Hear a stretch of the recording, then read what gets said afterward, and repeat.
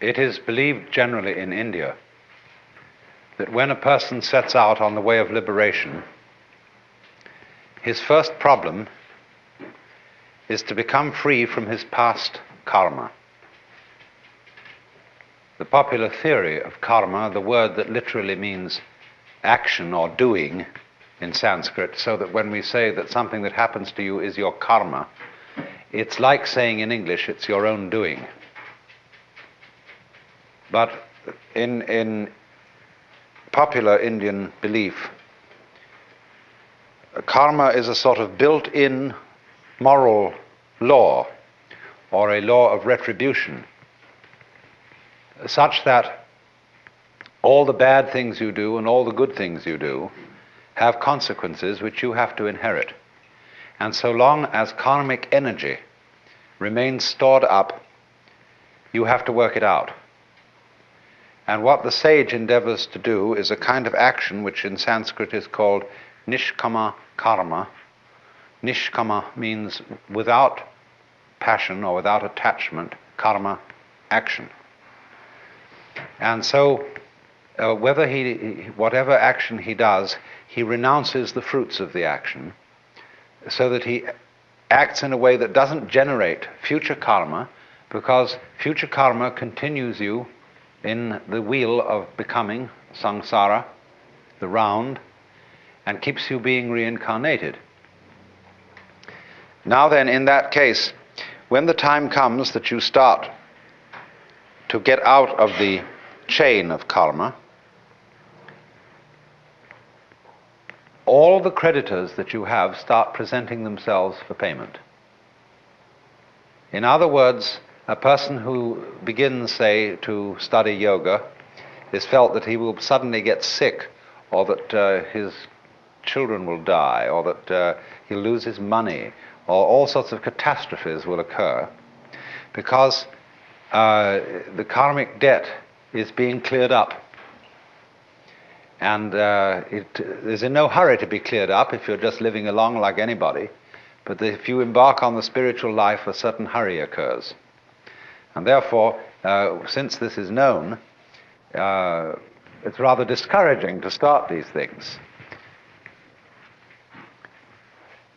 The Christian way of saying the same thing is that if you plan to change your life, shall we say, to turn over a new leaf, you mustn't let the devil know, because he will oppose you with all his might if he suddenly discovers that you're going to escape from his power.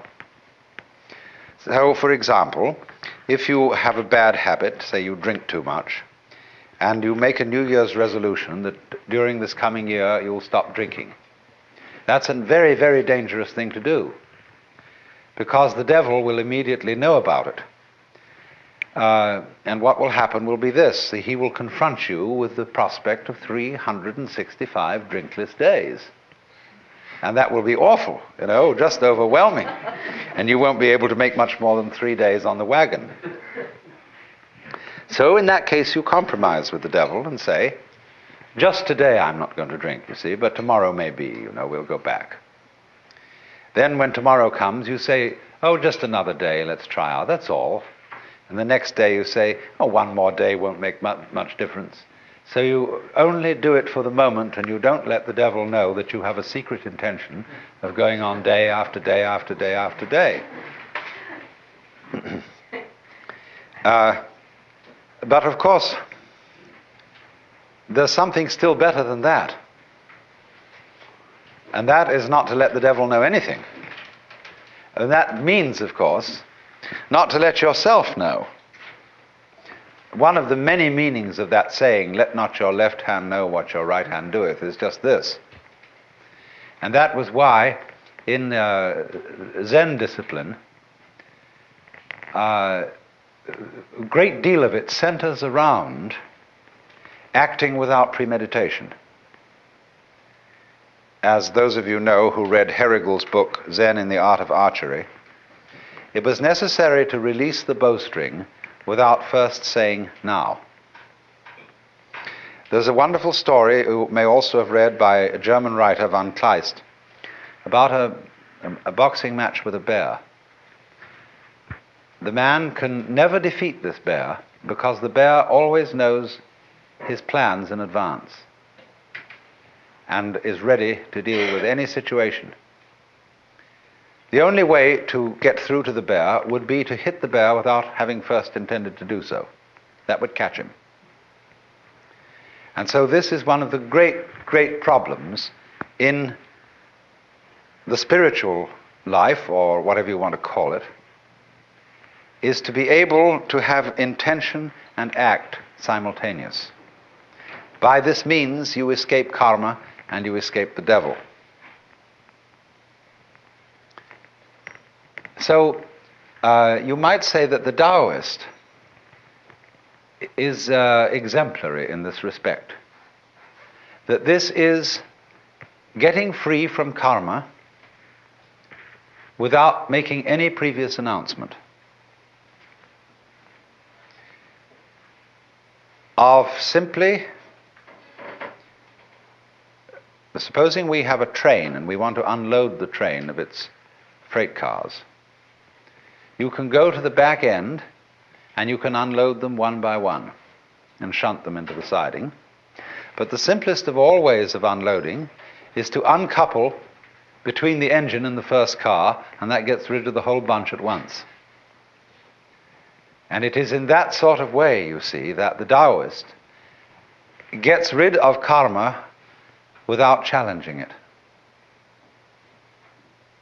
And so it has the reputation, you see, of being the easy way.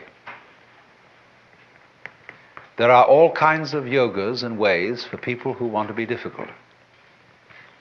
And one of the great gambits of a man like Gurdjieff was to make it all seem as difficult as possible, because that challenged the vanity of his students. If some teacher, some guru says, really, this isn't difficult at all, it's perfectly easy, some people will say, oh, he's not really the real thing. We want something tough and difficult, and when we see somebody starts out giving you a discipline that's very, very weird and rigid, people think, now there is the thing. That man means business. See? And so they flatter themselves by going to such a guy that they are serious students, whereas the other people are only dabblers and so on. All right, if you have to do it that way, that's the way you have to do it. But the Taoist is the kind of person who shows you the shortcut and shows you how to do it by intelligence rather than effort, because that's what it is. Taoism is, in that sense, what everybody is looking for. The easy way in, the shortcut, using cleverness instead of muscle. So the question naturally arises, isn't it cheating? When in any game somebody really starts using his intelligence, he will very likely be accused of cheating. And to draw the line between skill and cheating is a very difficult thing to do. You see, the inferior intelligence will always accuse the superior intelligence of cheating. That's its way of saving face. You beat me by means that weren't fair. We were originally having a contest to find out who had the strongest muscles. And you know, we were pushing against it like this. And this would prove who had the strongest muscles. But then you introduce some gimmick into it, some judo trick or something like that, you see, and you're not playing fair. So in the whole domain of ways of liberation, there are routes for the stupid people and routes for the intelligent people. And the latter are faster. This was perfectly clearly explained by Huineng, the sixth patriarch of Zen in China, in his sutra, where he says the difference between the gradual, school and the sudden school is they both arrive at the same point, but the gradual is for slow-witted people and the sudden is for fast-witted people. Can you, in other words, find a way that sees into your own nature, that sees into the Tao immediately? And at the end of this morning's talk, I pointed out to you the immediate way, the way through now. When you know that this moment is the Tao, and this moment is considered by itself, without past and without future, eternal, neither coming into being nor going out of being, there is nirvana. And there is a whole Chinese philosophy of time based on this. It hasn't, to my knowledge, been very much discussed by Taoist writers. It's been more discussed by Buddhist writers, but it's all based on the same thing. Dogen, the great 13th century Japanese Zen Buddhist, studied in China, and he wrote a book called Shobo Genzo. A Roshi recently said to me in Japan, "That's a terrible book, because it tells you everything." It gives the whole secret away. But in the course of this book, he says,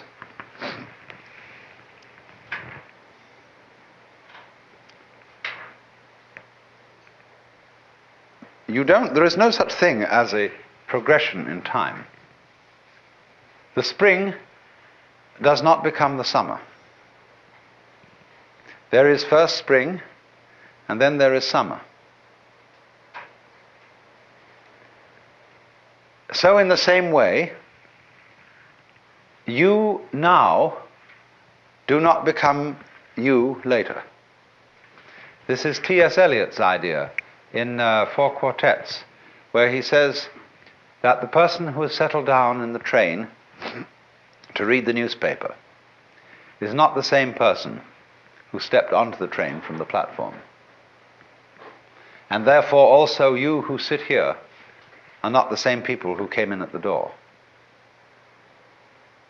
These states are separate, each in its own place. There was the coming in at the door person, but there is actually only the here and now sitting person. And the person sitting here and now is not the person who will die. Because we are all a constant flux. And the continuity of the person from past through present to future is as illusory in its own way as the upward movement of the red lines on a revolving barber pole. You know, it goes round and round and round, and the whole thing seems to be going up or going down, whichever the case may be. But actually nothing is going up or down. So when you throw a pebble into the pond and you make a concentric rings of waves, there is an illusion that the water is flowing outwards. And no water is flowing outwards at all. Water is only going up and down. What appears to move outward is the wave, not the water. So this kind of philosophical argument says that our seeming to go along in a course of time, it doesn't really happen. The Buddhists say, suffering exists, but no one who suffers. Deeds exist, but no doers are found. A path there is, but no one who follows it. And nirvana is, but no one who attains it. So, in this way, they look upon the continuity of life as the same sort of illusion that is produced when you take a cigarette and in the dark whirl it, and the illusion of a circle is created, whereas there is only the one point of fire.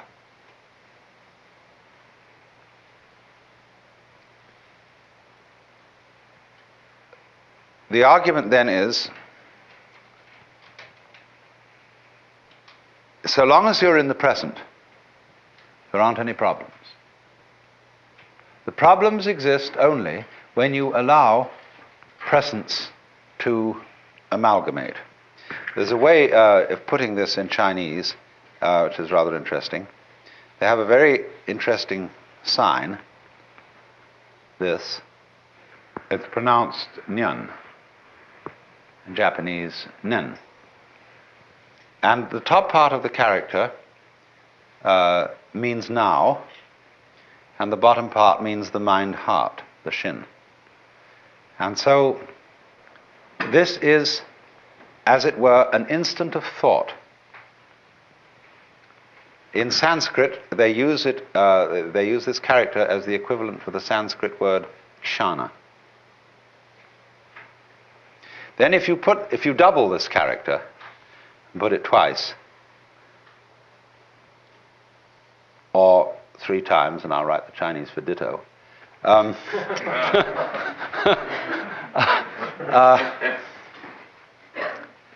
nyan nyan means thought after thought after thought.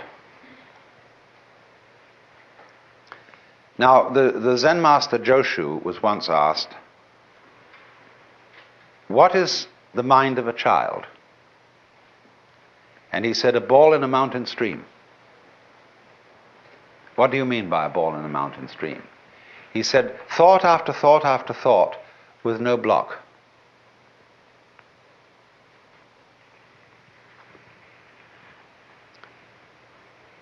So,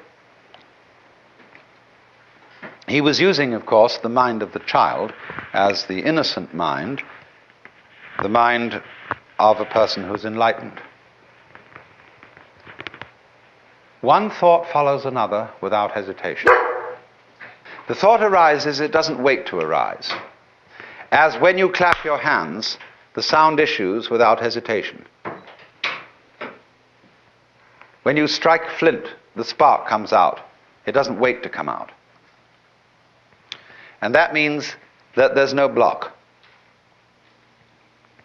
So, thought, nyan, nyan, nyan, describes what we call in our world the stream of consciousness.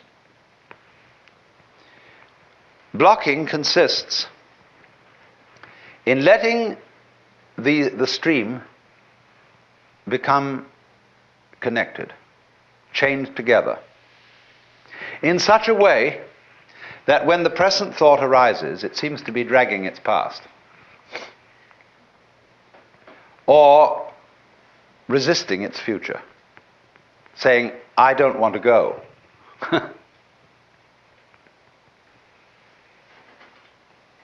When then the connection, the dragging, it's better to call it, of these thoughts drops, you've broken the chain of karma. If you think of this in comparison with certain problems in music, it's very interesting. Because when we listen to music, we hear melody only because we remember the sequence. We hear the intervals between the tones, but more than that, we remember the tones that led up to the one we are now hearing, and we are trained musically to anticipate certain consequences. And to the extent that we get the consequences we anticipate, we feel that we understand the music. But to the extent that the composer does not adhere to the rules and gives us unexpected consequences, we feel that we don't understand the music. And if he gives us harmonic relationships, which we are not trained to accept that is to say, to expect, we say, well, this man is just writing garbage. But of course, it becomes apparent that the perception of music, the ability to hear melody, will depend upon a relationship between past, present, and future sounds. And you might say, well, you're talking about a way of living that would be equivalent to listening to music with a tone-deaf mind. So that you would eliminate the melody and have only noise. And so in your Taoist way of life, you would eliminate all meaning and have only senseless present moments.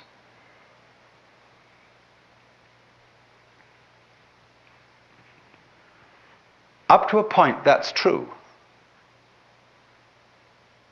That is, in a way, what Buddhists also mean by seeing things in their suchness.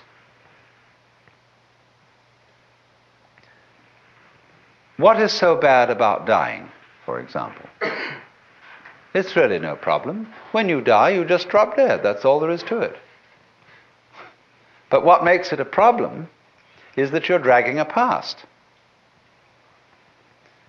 And all those things you've done, all those achievements you've made, all these relationships and people that you've accumulated as your friends, all that has to go. See, it isn't here now. I mean, a few friends might be around you, but all that past that identifies you as who you are, which is simply memory, all that has to go. And we feel just terrible about that. But if we didn't, if we were just dying, that's all, death wouldn't be a problem. So likewise, the chores of everyday life, they become intolerable. When everything ties together, all the past and the future, you feel it dragging at you every way. Supposing you wake up in the morning, and it's a lovely morning. Let's take today, right here and now. Here we are in this paradise of a place. Big Sur. And some of us have got to go to work on Monday. Is that a problem? For many people it is. It spoils the taste of what's going on now. When we wake up in bed on Monday morning and think of the various hurdles we've got to jump that day, immediately we feel sad and bored and bothered. Whereas actually we're just lying in bed.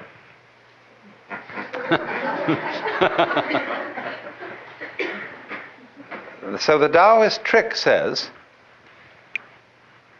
simply live now and there will be no problems. That's the meaning of the Zen saying, when you are hungry, eat. When you are tired, sleep. When you walk, walk. When you sit, sit. Rinzai, the great Tang Dynasty master, said, in the practice of Buddhism, there is no place for using effort.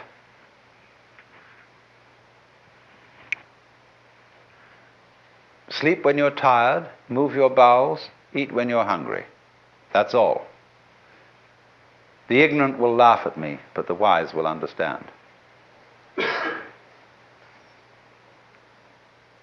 And so, also, the meaning of